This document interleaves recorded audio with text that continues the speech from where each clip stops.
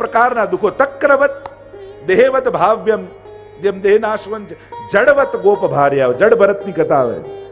કેવા ભરતજી એક મૃગમાં ફસાયા અને જડ ભરત બન્યા અને ક્યાંય મન ફસાવા દેવું નથી, અને એ રીતે દુઃખને સહન કરવા.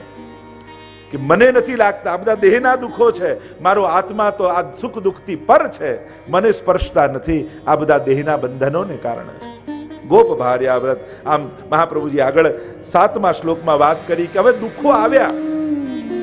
ઘણી વાર એમ લાગ્યું કે ભાગ્યથી આવ્યા, ઘણી વાર એમ લાગ્યું કર્મોથી આવ્યા, ઘણી વાર એમ લાગ્યું ભગવાને આપ્યા. હવે દુઃખો આવ્યા છે અને સહન કરવાનું કહ્યું, તો શું સહન જ કરતા રહેવું? તો મહાપ્રભુજી એની પણ વાત આગળ જતા 7મા શ્લોકમાં આજ્ઞા કરે. મહાપ્રભુજી આજ્ઞા કરે કે પ્રતિકારો યદચ્છાત સિદ્ધશ્ચેનાગ્રહી ભવેત. કે દુઃખ સહન કરવા એમ આજ્ઞા કરી, તો શું તાવ આવતો હોય અને મહાપ્રભુજીની આજ્ઞાને યાદ કરશું ના દુઃખ સહન કરવાનો, અને દવા હોય તોય ખાય નહીં. મહાપ્રભુજીની આજ્ઞા છે કે દુઃખો સહન કરી લો, પણ દવા છે મહાપ્રભુજી કે એક મિનિટ સાંભળ, દુઃખ દૂર કરવાનો ઉપાય મળી જાય તો ભોગવવાનો આગ્રહ રાખવો નહીં. પ્રતિકારો યદચ્છાત સિદ્ધશ્ચેનાગ્રહી ભવેત. અનાગ્રહી ભવેત.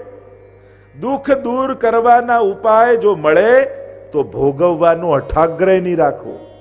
નાના આજ્ઞા થઈ છે દુઃખ ભોગવવું, જે માથે આવે સહન કરી લઉં, પણ ભગવાને બુદ્ધિ પણ આપી છે ને.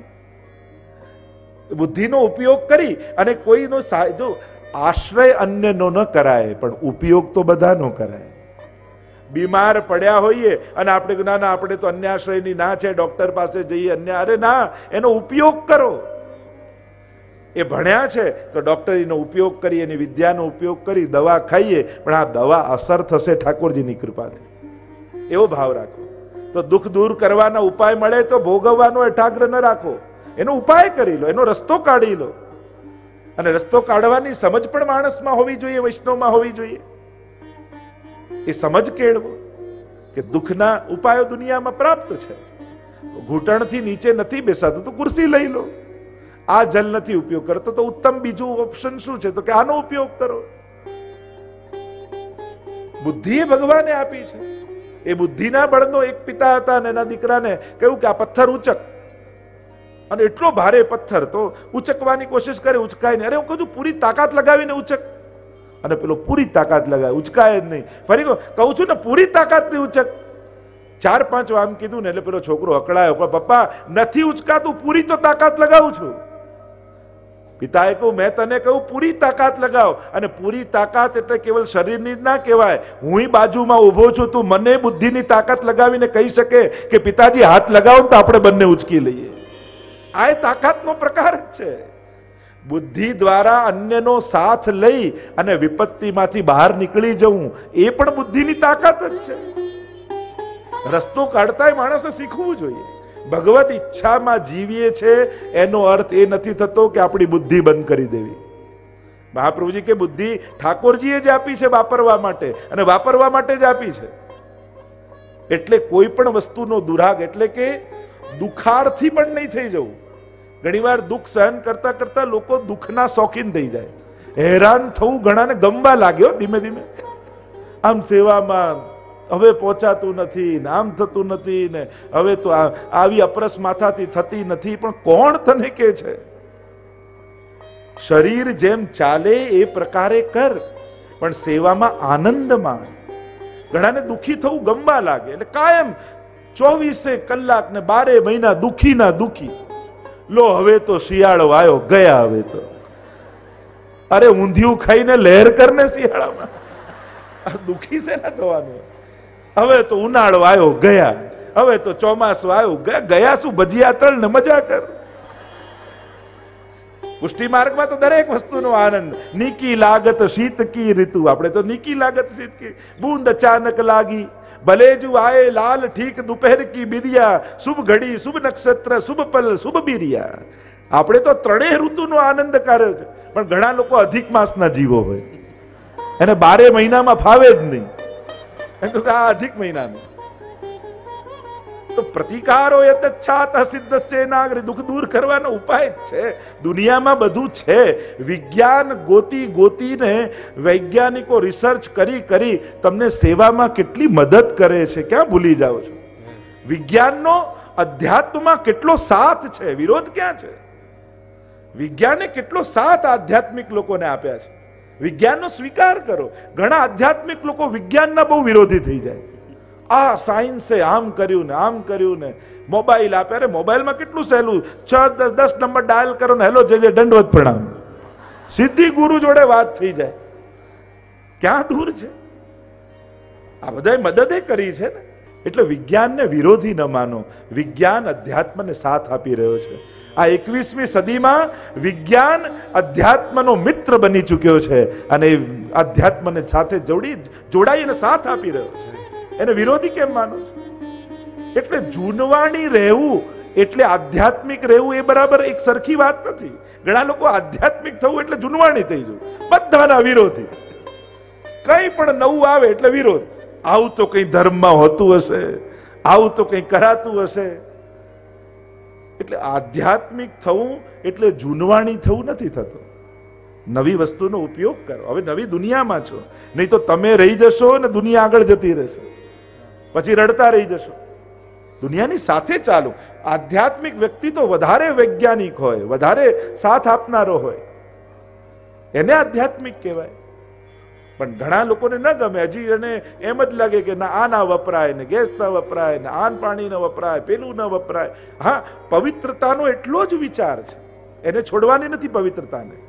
પણ વિજ્ઞાન જ્યારે સાથ આપવા બેઠું છે ત્યારે તમે મોહ મરોડો નહીં, ત્યારે પીઠ ન દો એને સાથે હાથ પકડીને સાથે લઈ જાઓ. આ બંને મિત્રો છે. વધારે સુગમ થઈ જશે તમારી યાત્રા અધ્યાત્મની. તો મહાપ્રભુજી કહે કે દુઃખ દૂર કરવાનો ઉપાય હોય, અને ઘરના સંબંધીઓ પણ કદાચ તમને વિરોધ કરે, તિરસ્કાર કરે, તો એને પણ સહી લો. વૈષ્ણવ હોય ને એને ક્લેશ ઉભા નહીં કરવા, એને સહન કરવાની વૃત્તિ રાખવી. કોઈનો ખરાબ સ્વભાવ હોય, કોઈનો પ્રતિકૂળ વિચાર હોય, કોઈનો વિરોધી વિચાર હોય, આપણી માન્યતા પ્રમાણે ઘણા નાય ચાલતા હોય, છતાંય એને ખેલદિલીપૂર્વક સ્વીકારો. ઘણા કે અમને જ આવા આપ્યા, તો તારા સિવાય કોઈ સાચવે એમ નહોતું એટલે તને આપ્યા. બીજું તો શું કહી શકાય? ઠાકોરજીને એમ થયું કે આને તો આ જ સાચવે એમ છે એટલે આજને જ આપો. બીજું તો શું કહી શકાય? બીજા કયા ઉપાયો કરીએ? અને એટલા માટે કદાચ પરિવારમાં, કુટુંબમાં, સ્વજનોમાં પણ તિરસ્કાર કોઈ કરતું હોય, આપણે એના જેવા થવું નહીં. કારણ કે એ આપણા જેવો સારો થતો નથી, તો આપણે એના જેવો ખરાબ કેમ થઈ જઈએ? એ આપણી જેમ સદગુણ વાળો થાય છે નહીં, તો આપણે એના જેવા દુર્ગુણ વાળા કેમ થઈએ? અને એટલા માટે મહાપ્રભુજી કે એ પણ સહન કરો. આગળ 8મા શ્લોકમાં મહાપ્રભુજી સમજાવે, પોતે કાયા, વાણી અને મન વડે સર્વ ઇન્દ્રિયોના કાર્યોનો ત્યાગ કરવો. ઇન્દ્રિયોની લાલસાની પાછળ માણસે ભાગવું નહીં.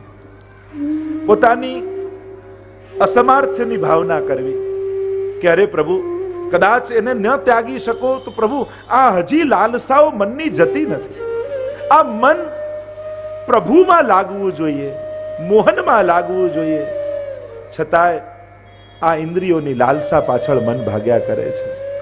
અસમર્થ ભાવના કરવી કે જો ઇન્દ્રિયોને વશ કરવા માટે હજી હું સમર્થ નથી થયો, હજી હું પરાધીન છું. મન તું મોહન સો કર હે, તું તો પ્રભુને પ્રેમ કરવા માટે આવ્યો છું મારી અંદર, અને તારી સફળતા એને સ્નેહ કરવામાં છે. ઇન્દ્રિયોને પરાધીન ન થર, તું ઠાકોરજીને આશરે. મહાપ્રભુજી આજ્ઞા કરે, આ ઇન્દ્રિયોને વશ થયો છે, પોતાને અસમર્થ જાણીને વિવેક રાખો, ધૈર્ય રાખો કે હજી મારું મન સંકલ્પિત નથી એટલે હું આધીન થયો છું. અને મહાપ્રભુજી 9મા શ્લોકમાં આજ્ઞા કરે કે હવે આશ્રયના સ્વરૂપો બતાવીશું. એટલે 9મા શ્લોકમાં આજ્ઞા કરતા મહાપ્રભુજી કહે છે કે અશક્ય અવસ્થામાં ભગવાન જ મારું રક્ષણ કરનારા છે. એવો ભાવ હૃદયમાં ધારણ કરવો. કારણ કે જેમાં તમે અસમર્થ હો ને એ વાતમાં ભગવાનના આશ્રય જતા રહેજો કે મારાથી આ થતું નથી, પણ પ્રભુ આપ કૃપા કરો કે આ ઇન્દ્રિયોને હું જીતી શકું, આ મનને હું જીતી શકું. અસમર્થતામાં આશ્રય દ્વારા તરી જાઉં. જેમાં બુદ્ધિબળ કામ ન લાગે, જેમાં પુરુષાર્થ બળ કામ ન લાગે, એમાં આશ્રય બળે તરી જાઓ કે અમે આપના આશ્રયમાં છીએ, અસમર્થ છીએ. અબ મેં નાચ્યો બહુત ગોપાલ, કામ ક્રોધ કો પહેરી ચોલના, કંઠ વિષય કી માલ. સુદાસજીએ જેમ સ્વીકૃત કર્યું કે બહુ નાચ્યો છે, હવે આપના શરણે આવે છે. હવે આપ મને ઉગારી લો, આપ ભવસાગરમાંથી આપ અમને ખેંચી લો. આમ મહાપ્રભુજી આજ્ઞા કરી. આગળ આશ્રયના સ્વરૂપની ચર્ચા કરી છે. ભગવદ આશ્રય કઈ રીતે જીવનો સિદ્ધ થાય એની વાત કરતા અનેક પ્રકારથી મહાપ્રભુજીએ આ આશ્રય તત્વને સમજાવ્યું છે. ભગવદ આશ્રય ક્યારે સિદ્ધ થાય, કેમ સિદ્ધ થાય, આ વિવેક અને ધૈર્ય દ્વારા 12મા અને 13મા શ્લોકમાં મહાપ્રભુજી આજ્ઞા કરે. મહાપ્રભુજી 9 પ્રકારના અને એનાથી પણ 9 શ્લોકમાં લગભગ 14 પ્રકારના આશ્રયની ચર્ચા મહાપ્રભુજી કરી રહ્યા છે. તો સાર રૂપે કહું, કારણ કે નહીં તો સમય ઘણો જશે આપણો. 14 પ્રકારના આશ્રયની ચર્ચા છે. અહી કે પારલૌકે છે સર્વથા શરણમ હરિ. મહાપ્રભુજી આજ્ઞા કરે છે અહી કે પારલોકે છે. અહિક કે પારલૌકિક કાર્યોમાં ભગવદ આશ્રય કરવો.